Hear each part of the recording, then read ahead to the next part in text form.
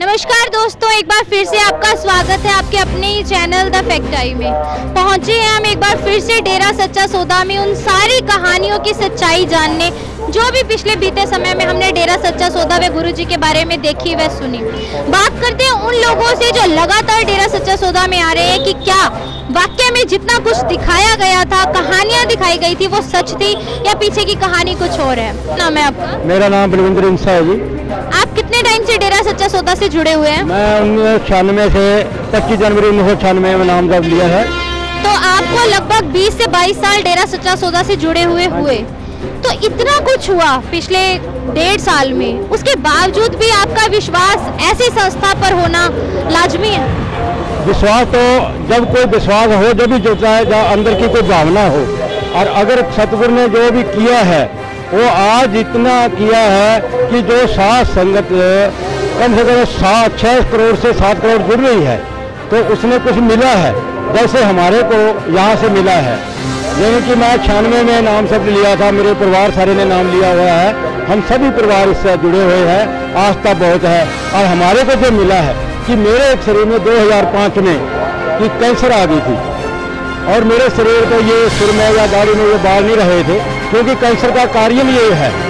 तो उस कैंसर ने मैंने 2006 के 7वें महीने के अंदर 1 महीना मैंने पूरा इलाज कराया, लेकिन इलाज नहीं हुआ।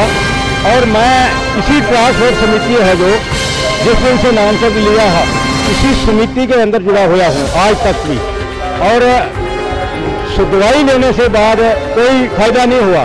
फिर मैंने एक बार किसी ने बताया हिसार जाओ, हिसार से वहाँ टेस्ट कराए, रिपोर्ट ली और रिपोर्ट में आया कि 60% से ऊपर डॉक्टर साहब कहने लगे कि 60% से ऊपर आपको कैंसर ने रूट धारण कर लिया है, लेकिन इसका इलाज नहीं। और मेरे मुख से ये निकला कि इलाज है और डॉक्टर बहुत बड़ा है। वो कहने लगे कौन डॉक्टर है? मैं कहा गुरमीत राम रहीम सिंह जी इंसा, जो कि हमारे गुरु हैं, वो बहुत बड़े डॉक्टर हैं। और मेरे को उस पर विश्वास है, क्योंकि जब भी मैं नाम शब्द लिया था मैं विश्वास करके लिया था और मेरे को बड़ा ही मिला। और फिर क्या हुआ, उसने वो रिपोर्टें दे दी। रिपोर्टें लेके मैं शाह मस्ताना जी धाम बुधवार की नाम चर्चा वो मजलिस शाम की हो रही थी और मैं वो रिपोर्टें लेके वहाँ चला गया। और जब रस्से के पास बैठ गया शाम को, जब पिताजी 13 बजे से बाहर आए और मैं एकदम खड़ा हो गया लेके, तो भाई मोहन लाल जी आगे आए तो पिताजी कहने लगे बेटा परे हो, बेटा जी और भी ट्रांसपोर्ट के समिति हो, ड्राइवर क्या हाल है? तो मैं बोल नहीं निकला मेरा, मैं वो रिपोर्टें आगे कर दी। पिताजी ठीक है। पिताजी ने 2-4 बारी देखी, उठ करके देखे, खुश होने लगे, हंसे, हंस के कहने लगे बेटा ये रिपोर्टें कई बार झूठी होती है और ना इतनी कह के खुश रहना, किसी को बताना ना, और खाना पीना कोई बंधन नहीं। तो ना ही तो गुरुजी ने कोई दवाई बताई और ना हमने दवाई ली। तो वो रिपोर्टें पहाड़ के मैं रद्दी में गई थी, मजलिस सुना, घर चला गया और 7 दिन में मेरे दाढ़ी में और सिर में सारे बाल उगने शुरू हो गए। तो मैंने इससे बड़ा वो डॉक्टर कौन चाहिए?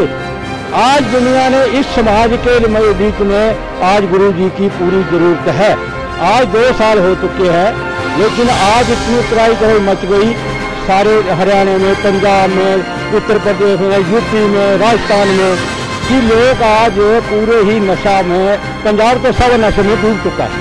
क्योंकि गुरुजी आए और हमें अन्याय पे विश्वास भी है कि वो हमारा न्याय करेंगे और न्याय हमारे को मिलेगा और हम पूरा विश्वास करते हैं।